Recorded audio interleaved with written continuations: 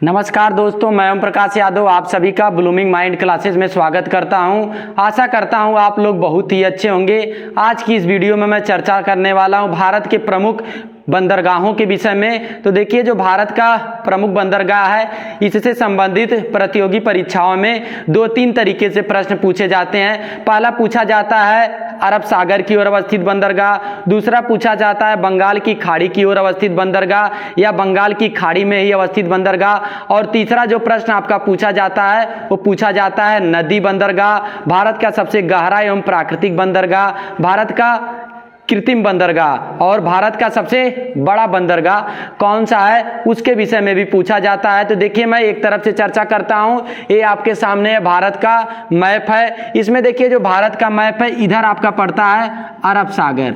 इधर कौन सा सागर पड़ेगा?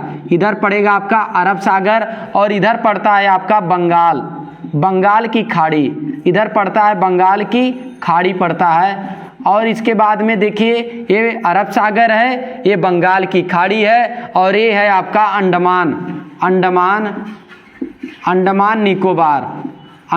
निकोबार द्वीप समूह। अंडमान निकोबार द्वीप समूह है, ये आपका अंडमान निकोबार है, और यहाँ पे है आपका लक्षद्वीप है। अब देखिए, मैं सबसे पहले बात करता हूँ गुजरात से लेकर भारत में कुल प्रमुख बंदरगाह। भारत में कुल प्रमुख बंदरगाह कितने हैं यदि आपसे कोई पूछता है, तो भारत में कुल प्रमुख 13 बंदरगाह हैं, और छोटे छोटे भी बंदरगाह हैं। छोटे छोटे बंदरगाहों को मिलाकर ढेर सारा बंदरगाह हो जाएगा, लेकिन हमें प्रमुख 13 बंदरगाह के विषय में चर्चा करना है। पहला देखिए, एक पड़ता है यहाँ गुजरात। ये देखिए, गुजरात है। गुजरात में कौन सा पड़ता है? गुजरात में कांडला बंदरगाह, जिसका नाम बदलकर कांडला जो बंदरगाह है, जिसका नाम बदलकर पंडित दीनदयाल उपाध्याय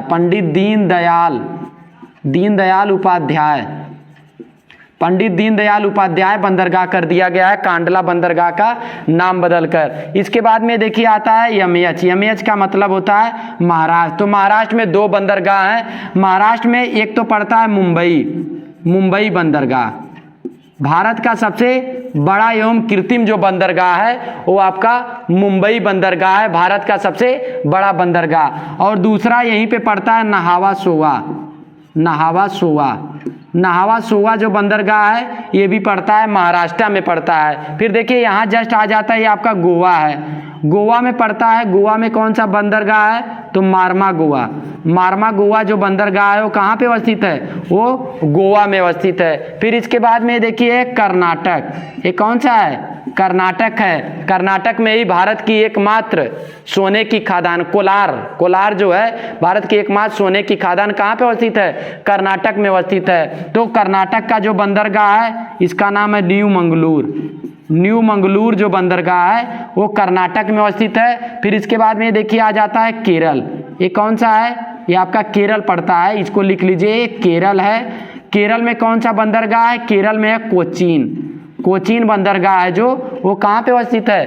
केरल में अवस्थित है। और इसके बाद में देखिए, यहाँ पे आप जो है कि इसको याद कर सकते हैं कि देखिए, ये जो कांडला है, पंडित दीनदयाल उपाध्याय जिसका नाम कर दिया गया है, मुंबई बंदरगाह, नहावा सोवा बंदरगाह, मार्मा गोवा, न्यू मंगलुरु, और कोचीन जो बंदरगाह है, कालीकट बंदरगाह, जो कोचीन बंदरगाह ही कर लीजिए। कोचीन बंदरगाह, ये सभी किधर अवस्थित है? सभी अरब सागर में अवस्थित है। फिर देखिए, बंगाल की खाड़ी की ओर अवस्थित बंदरगाह, तो यहाँ पे देखिए एक होता है चेन्नई बंदरगाह, और इसके बाद में एन्नौर होता है। फिर होता है तूतीकोरिन। तो यहाँ पे जस्ट इसको थोड़ा कर लीजिएगा, आपका चेन्नई हो जाएगा, तूतीकोरिन हो जाएगा, एन्नौर बंदरगाह। ये सभी कहाँ पे अवस्थित है? तमिलनाडु में कितने बंदरगाह हैं? तो तमिलनाडु में 3 बंदरगाह हैं। तो आपका जो कृत्रिम बंदरगाह, सबसे ज़्यादा डिजिटल जो कृत्रिम बंदरगाह है वो कौन सा है? चेन्नई वाला माना जाता है डिजिटल और कृत्रिम बंदरगाह। तो तमिलनाडु में कितने हैं? 3 हैं, चेन्नई, एन्नौर और तूतीकोरिन है। फिर ये देखिए एपी का मतलब होता है आंध्र प्रदेश आ जाता है। तो आंध्र प्रदेश का जो बंदरगाह है, इसका नाम है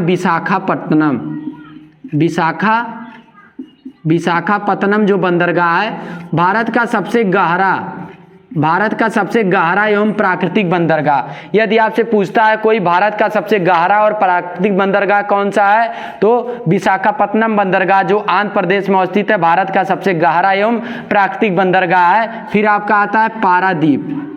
पारादीप, पारादीप या कह लीजिए हल्दिया बंदरगाह।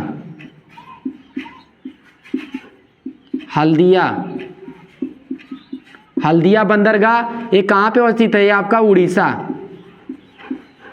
उड़ीसा में कौन सा है? हल्दिया बंदरगाह जो आपका उड़ीसा में अवस्थित है। हल्दिया नहीं, हल्दिया देखिए, हल्दिया कहाँ पे हो जाता है?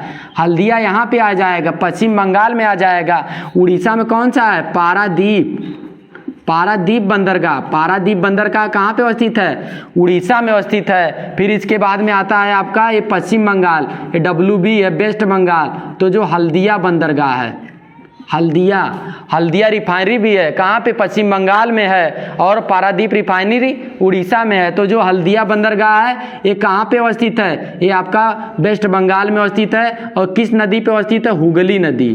हुगली नदी पर अवस्थित जो बंदरगाह है वो कौन सा बंदरगाह है? हल्दिया बंदरगाह है, हुगली नदी पर अवस्थित बंदरगाह। एकमात्र जो नदी बंदरगाह है कौन सा है? हल्दिया बंदरगाह हुगली नदी पर, कोलकाता हुगली नदी के किनारे बसा हुआ है। और इसके बाद में पश्चिम बंगाल में अवस्थित है। तो आप इतना याद करिएगा, भारत का एकमात्र नदी बंदरगाह कौन सा है? तो हल्दिया बंदरगाह जो हुगली नदी पश्चिम बंगाल में अवस्थित है। और इसके बाद में भारत का सबसे प्राकृतिक एवं गहरा बंदरगाह कौन सा है? विशाखापत्तनम बंदरगाह जो कहाँ पे? आंध्र प्रदेश में अवस्थित है। फिर है अंडमान निकोबार बंदरगाह। अंडमान निकोबार बंदरगाह भी होता है और अंडमान निकोबार द्वीप समूह में अवस्थित है। तो भारत का जो केंद्र शासित प्रदेश है अंडमान निकोबार में अवस्थित है। कौन सा बंदरगाह?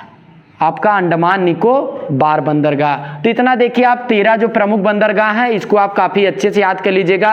फिर मैं बताता हूँ भारत का एकमात्र नदी बंदरगाह कौन सा है, तो वो आपका है हल्दिया बंदरगाह जो हुगली नदी पर पश्चिम बंगाल में अवस्थित है। भारत का प्राकृतिक एवं सबसे गहरा बंदरगाह विशाखापत्तनम बंदरगाह, वो कहाँ पे अवस्थित है? तो विशाखापत्तनम बंदरगाह आंध्र प्रदेश में अवस्थित है। भारत का डिजिटल रूप से कृत्रिम बंदरगाह कौन सा है? तो आपका है चेन्नई बंदरगाह है। और इसके बाद में यदि आपसे पूछा जाता है भारत का सबसे बड़ा बंदरगाह कौन सा है, तो मुंबई बंदरगाह है। कांडला बंदरगाह का नाम बदलकर कौन सा बंदरगाह कर दिया गया है? तो कांडला बंदरगाह का नाम बदलकर पंडित दीनदयाल उपाध्याय बंदरगाह कर दिया गया है। तो इतना ये जो है बंदरगाह के विषय में आपको काफ़ी अच्छा लगा होगा वीडियो। तो आप वीडियो को ज़्यादा से ज़्यादा लाइक, शेयर और चैनल को सब्सक्राइब करना ना भूलें। सब्सक्राइब करके आप बेल आइकन को भी दबा दें। धन्यवाद।